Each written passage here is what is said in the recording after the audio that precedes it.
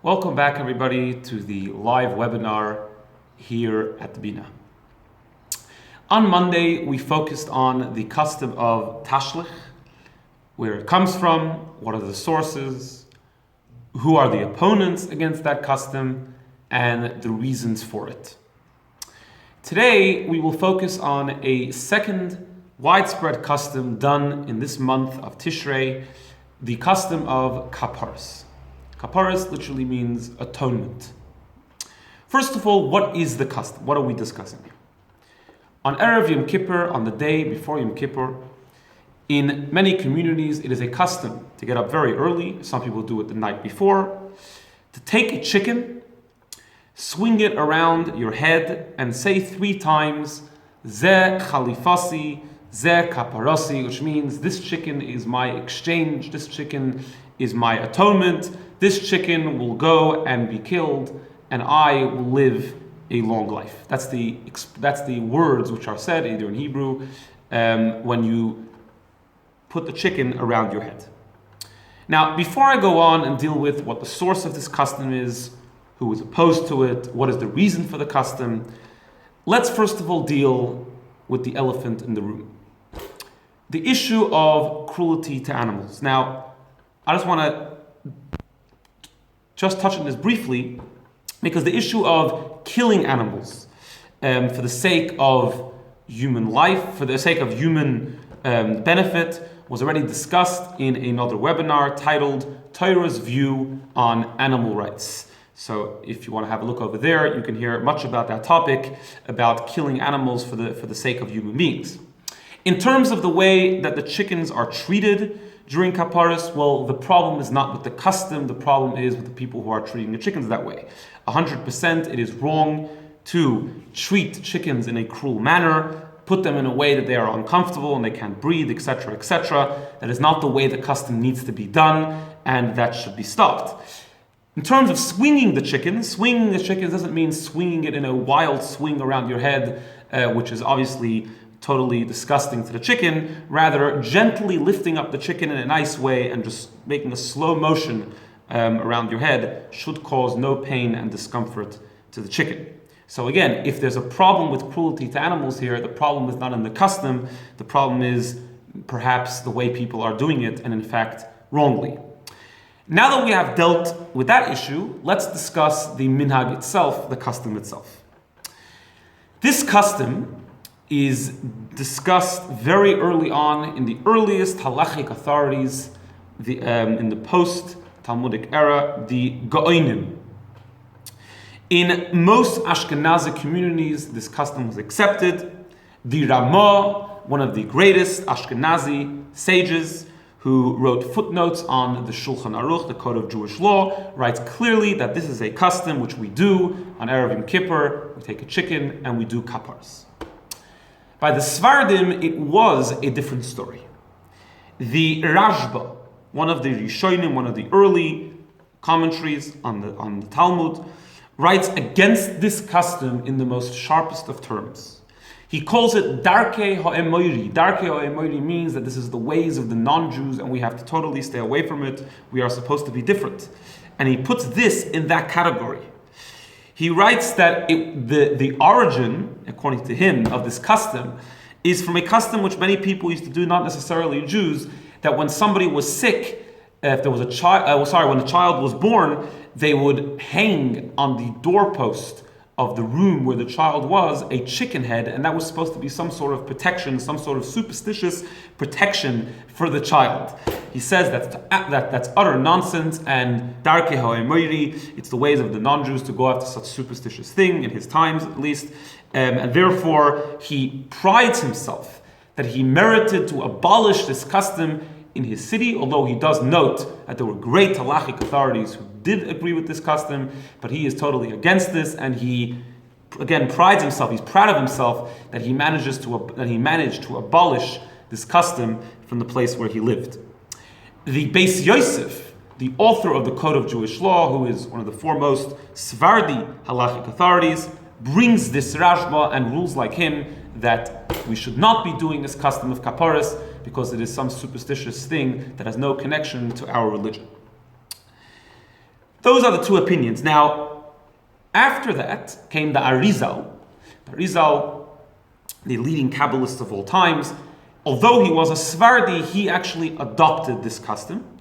And therefore it became a custom widespread amongst Ashkenazim and amongst Sephardim as well. Rabbi Levi Yosef, of blessed memory, he brings this custom as a Sephardi custom and encourages Sephardim to do it. What is the reason and the meaning behind this custom? I mean, the Rashba seems to be saying a good point. It seems to be very superstitious. What exactly is the meaning behind this? To take a chicken, put it around your head, and then slaughter it on the morning before Yom Kippur. So, and also, why a chicken? Why specifically a chicken? Why not another animal? Why not through other ways? So regarding this, there are various opinions. Some explain that actually the chicken over here is actually irrelevant. It's more the idea of charity. Based upon a passage in the Talmud, which says the following, that if somebody gives a coin to charity and says that I am giving this to charity in order that my son or child should live, child was sick for whatever reason, says the Talmud that is a very appropriate thing to do, that is commendable. The Talmud calls that person a tzaddik gomer, a righteous person for doing such a thing. So we see that it is okay to give charity and have in mind that the reason why I'm giving this charity is in order that my child shall live, that I should live, or whatever the case is. Similarly over here, the idea of Kapporos is that we slaughter a chicken, but that chicken is then given to poor people to eat. So it's the idea of charity. Why are we suddenly giving extra charity before Yom Kippur? This is a similar concept to what we do on the eve of Rosh Hashanah, the idea of simanim, of the special symbolisms that we do. For example, apple dipped in honey. Some people eat pomegranate, some people eat carrots. What's the idea? All of these things represent sweetness, represent prosperity, represent a lot of something. And the idea is that if we do these type of things, God will then emulate that and give us a lot of blessings, give us a sweet year in terms of the apple and honey, and give us an abundance of blessing like the seeds of a pomegranate.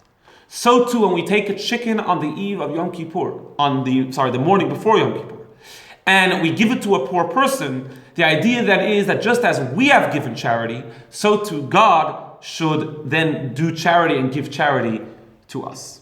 If this is the only reason, then the truth is that Kapporos doesn't have to be done with a chicken. The chicken here is really irrelevant, just happens to be food. But really you can just do it with money and give that money to the poor person and achieve the same goal. And that is in fact what some communities do. However, there are other explanations for this custom which refer to specifically animals and more specifically chickens. So another way of explaining this custom is that the chicken life, by taking the chicken's life, that is in exchange of our life. That instead of, God forbid, being decreed upon us the opposite of life in the coming year, we put that on the chicken. The funny thing is that in some Svarim it explains, in some commentaries it explains that really you shouldn't be using a chicken. Really, you should be using a ram.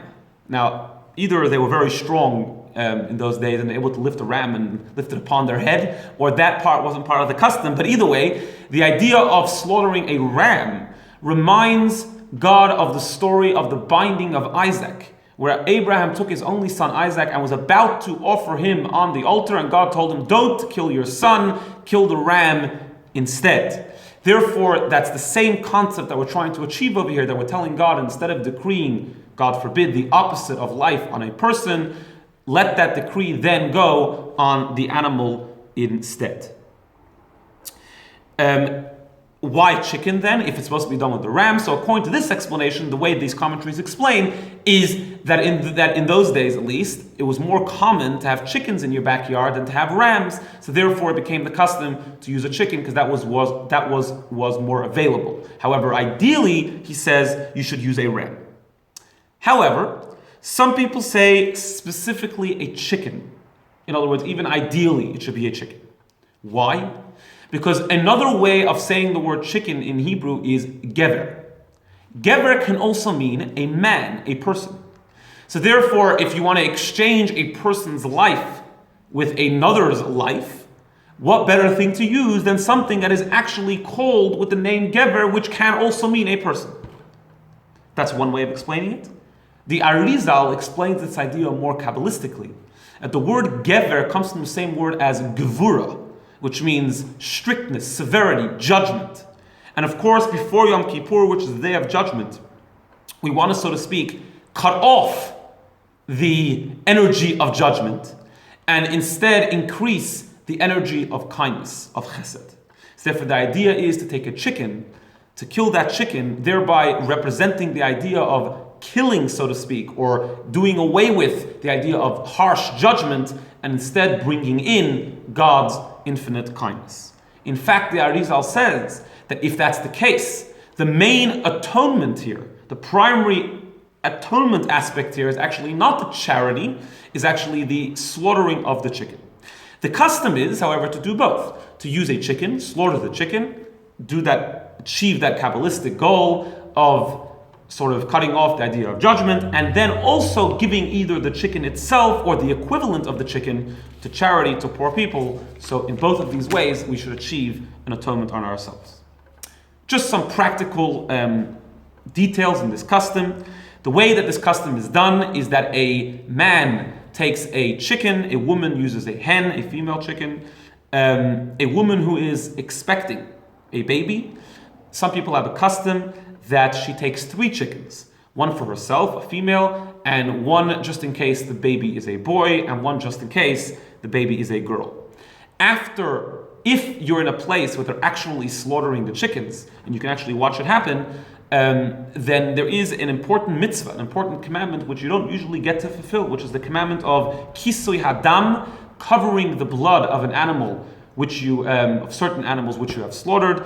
One of those animals is a chicken, and therefore, although normally it's the sheikhet, the slaughterer, who gets into that commandment, but many people try to use this opportunity to take a little bit of dust or sand and cover the blood of the animal, representing the sanctity of every life. And there's a blessing which goes along with that for this special commandment. Let me take this opportunity to wish all of our viewers a ksiva v'achsima toiva. May you all be inscribed and sealed for a good and happy, sweet new year, a healthy year of only good things spiritually and physically. Have a good day.